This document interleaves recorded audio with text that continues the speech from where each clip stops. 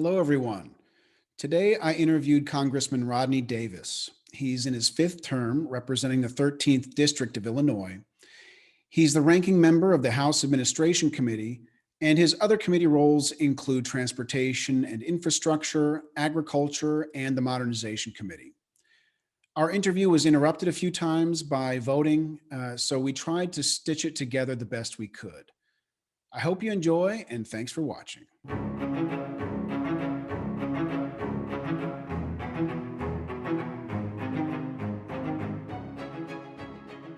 All right, Representative Davis, thank you so much for joining us.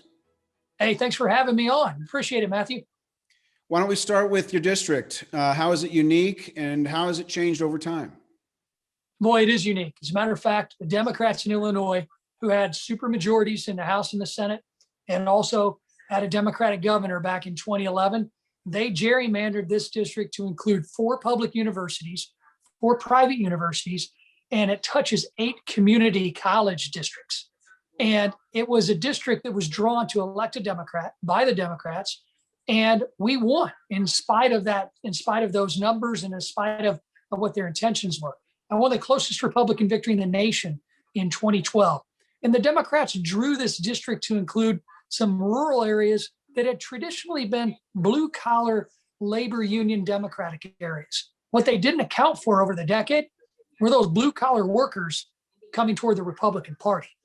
Those blue collar workers have given me my margin of victory every single time that I've run the 5 times throughout this decade. That's what makes this district unique. The blue collar wave we saw early on going Republican, helping me as a pro-labor Republican. And now we're seeing it across the board and across the country. I think that's one of the biggest changes that the Democrats didn't account for when they thought they were going to win this district 8 years ago. And so when you think about your district, obviously you think about where it is now, where it has been. Where do you think it'll go in terms of the next, 5-10 years, since that you'll have to contend with that, obviously, as it moves forward? Well, I think because the number of people in the public universities I have, my district has 100,000 new people that come into it every 4 years that have no connection to the district other than being students there. That is, I think, going to continue to keep my district ever evolving. That's just the way it is with that population. I think you'll see more people move into the university areas. We've seen some of those counties be some of the only downstate counties in Illinois to experience population growth. So I expect those trends to continue. And I would expect population trends to continue positively on the Illinois side of the Mississippi River, down in the Metro East St. Louis area, which is part of my District 2 in Madison County. Right. Great. Well, let's move on to the work in Congress. And so my first question along this line is, which bills do you decide to submit and why do you choose those? And what do you do to try to get them passed? Well, some of the bills that I submit are ideas that I come up with and came up with before I even got elected. As a matter of fact, I got legislation passed in April that created a student loan repayment program that allows employers to help their employees pay down student debt. And the employers are incentivized to do it. And the employees get a benefit tax-free of up to $5,250 a year. It was a pretty easy idea because it's the same tax provisions that employers currently had and currently have for tuition reimbursement.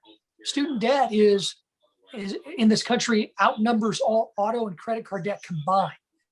So passing this legislation right before a pandemic meant not many people heard about it. So it's things like that that are ideas that took me 8 years to finally get turned into law that I come up with just in my normal conversations.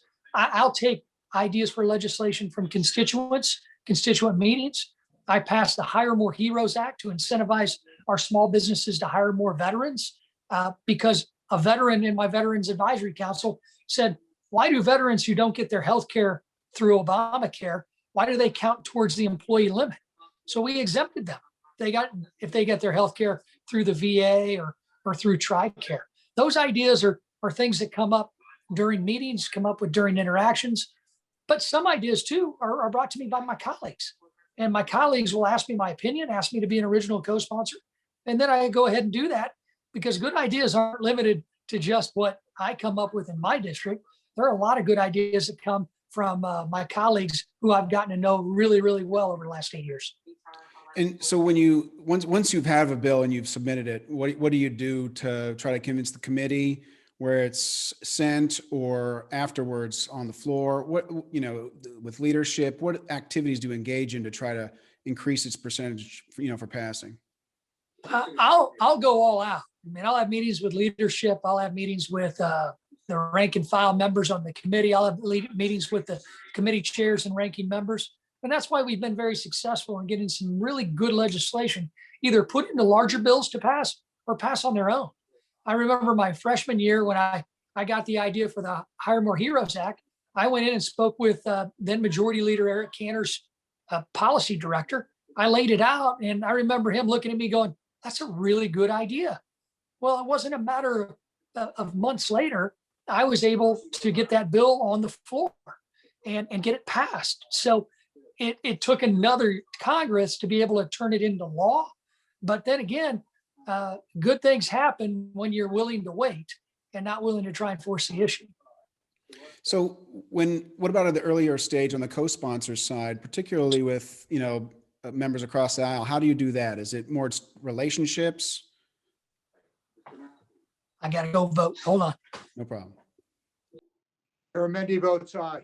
Mr. Garamendi votes aye. Mr. Rodney Davis of Illinois. Davis votes aye.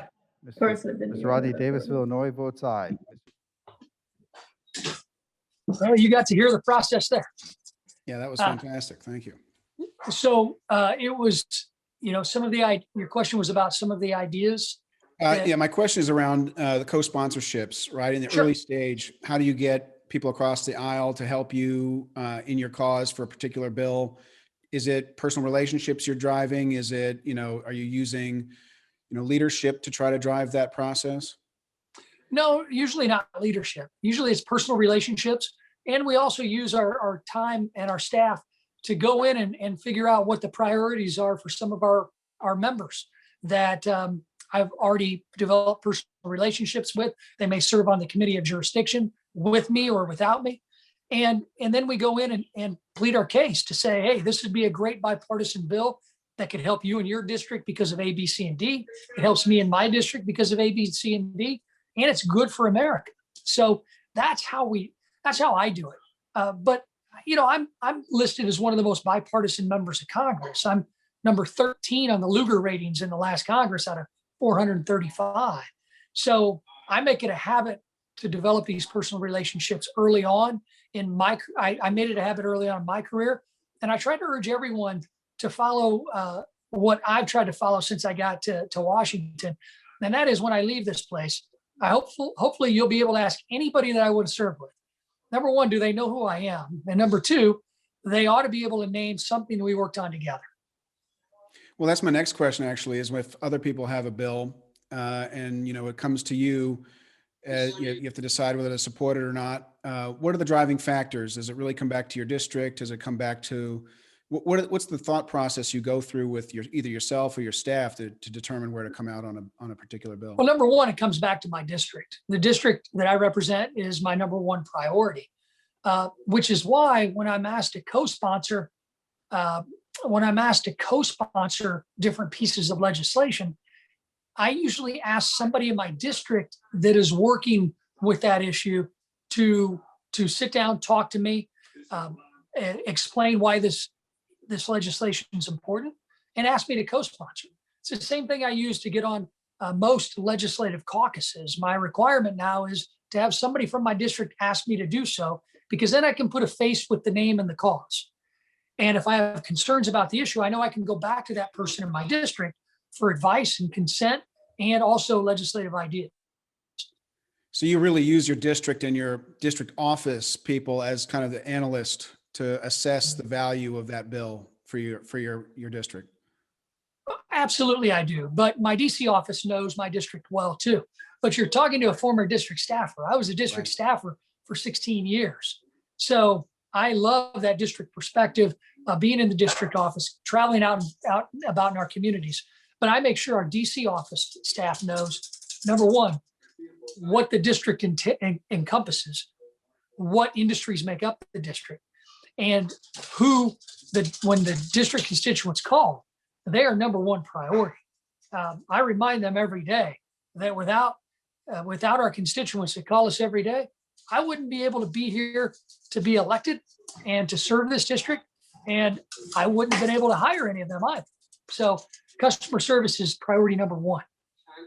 Got it. Well, let's move on to some of the rules. I know you've been involved in the modernization committee. I really enjoyed a lot of your questions during those hearings and your approach. So I'm curious, through this process and some of your background, when you think about committees in specific, right? Rules really are going to determine a lot of things, what bills get through the committee, what are reported, et cetera, which ones they take up.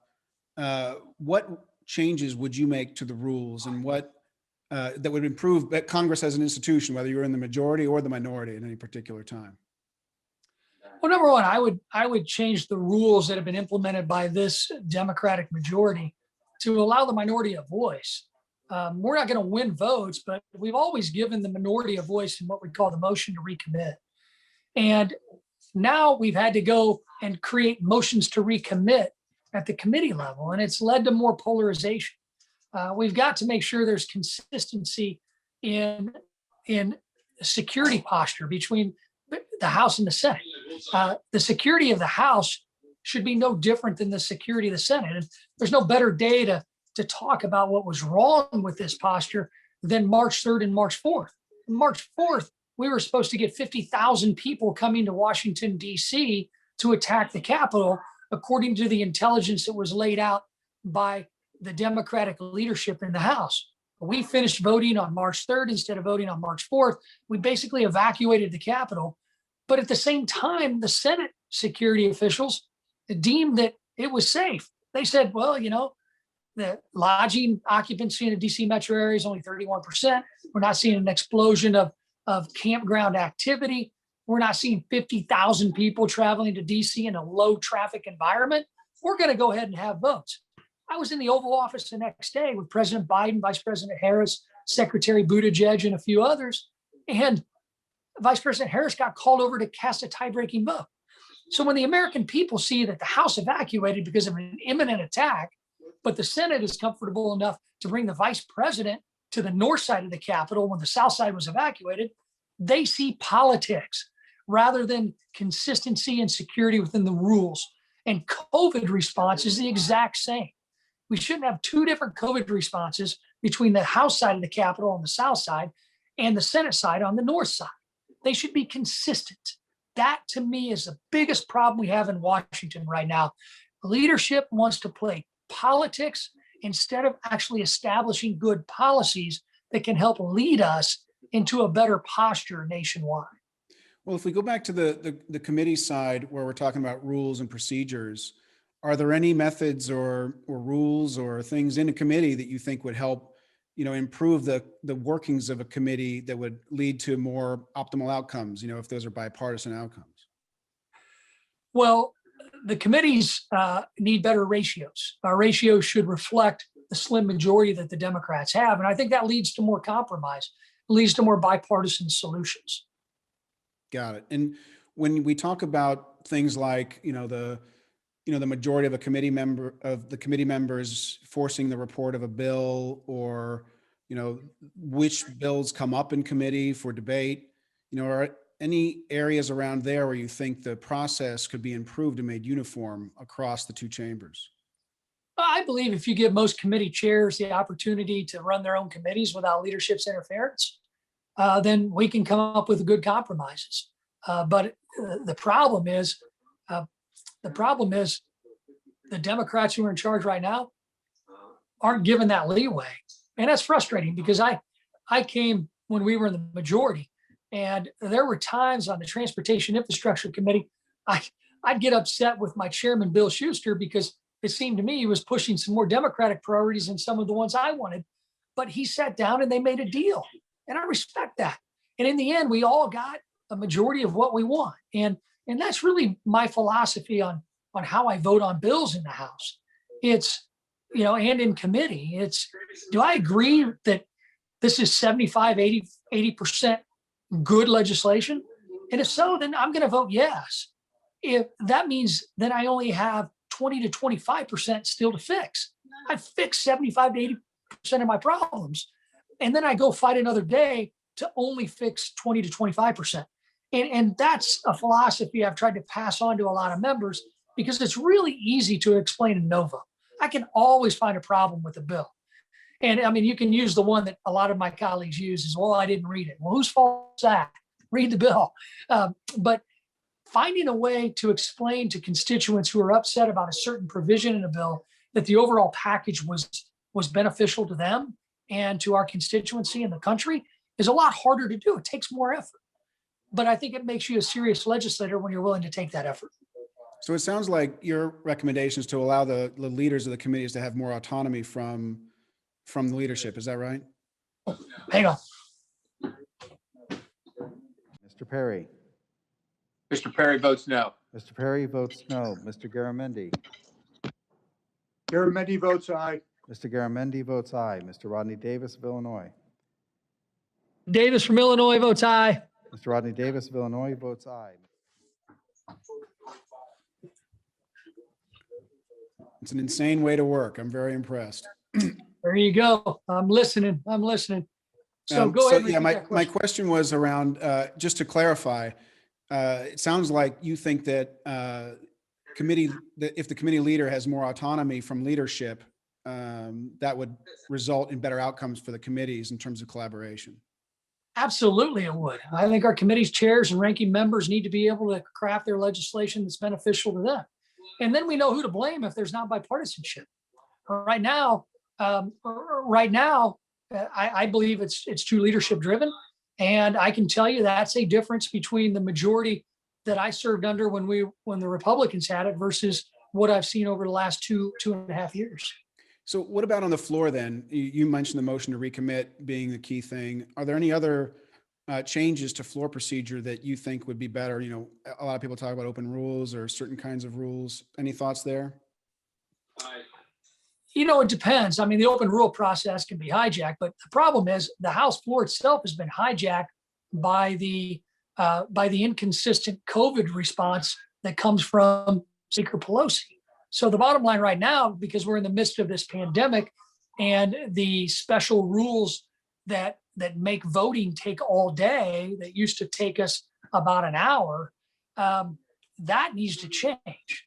As we see more and more members of Congress be vaccinated, the staff being vaccinated, and we see the end of this pandemic coming, the speaker has got to open the floor up. Right now, the way we're operating is it doesn't allow me as a very bipartisan member to go to my other bipartisan colleagues on the other side of the aisle, share ideas, and then we take those ideas to our leadership and to our committee chairs and ranking members. And then they become our ideas instead of just partisan ideas. And that, I think, is the most frustrating part about House operations now. There are great ideas. We can social distance. We can figure out how to run the House floor operations in a much more consistent manner that leads to more bipartisanship. It leads to more agreements. But right now, we're not able to do that.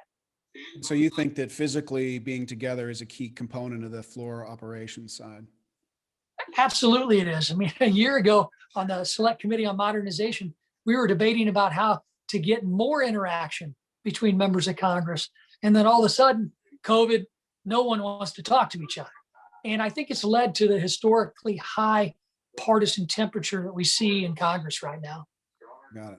Well, let's move on to the question of time. So how do you spend your personal time, you know, under normal circumstances, I'll say, whether DC versus, the district and, legislation versus oversight versus kind of campaign activity? Well, time-wise is really set by the schedule you have for votes. And this Congress, the schedule has changed multiple times when usually it's set in stone and you can begin to plan your schedule months in advance. I'm here in the district today, as you can tell. I'm sitting in my kitchen, but I'm voting in a transportation infrastructure markup as we speak. Unfortunately, we didn't have that when we were in DC last week. I don't understand why we don't have these markups in DC like they used to be while we're scheduled to be in DC. If they want to do it remotely, we could do it from our offices. But in the end, what happens is because of this now overtaking of our district work period time, we're less able to go out into our communities to talk to our constituents.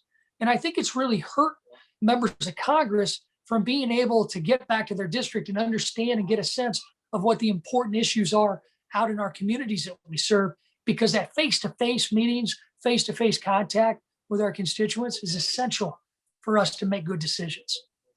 So what would then your ideal allocation of time be, in terms of constituents versus DC? And then within that DC period, how would it be broken down?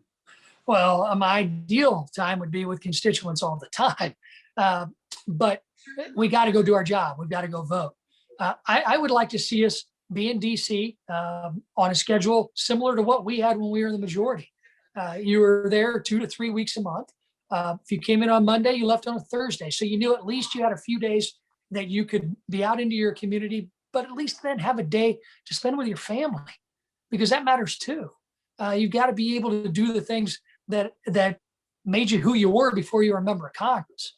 And I think that type of schedule allows us to be better representatives. And also, we still need to continue to make sure that when voting, we have to figure out a way to get people back into the Capitol so we can have constituent meetings between votes like we used to. But at the same time, protect the lunch hour and the dinner hour so that we can actually do some political things while we're out in DC too. Because you have to be able to squeeze that time in, and you ought to be able to have some consistent scheduling issues too. There's always going to be hiccups. I mean, we're in Congress, we get that, we can adapt, but let's minimize the chance for hiccups as much as possible.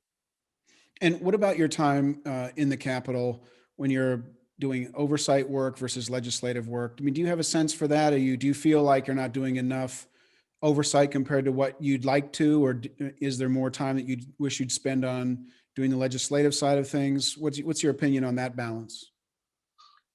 Well, a lot of our oversight responsibilities because of remote hearings have been more limited. As a matter of fact, the House Administration Committee that I'm the lead Republican on, we've had one hearing this Congress. That's, to me, is clearly not enough, especially since our committee has oversight jurisdiction, over the Capitol Police, the Sergeant at Arms, and the Architect of the Capitol. The three people that we ought to have questioned already as to what went wrong on January 6th. So I think the remote environment has exacerbated the political tensions and temperatures, but at the same time, it's also allowed committee chairs to not be forced to have those face-to-face conversations.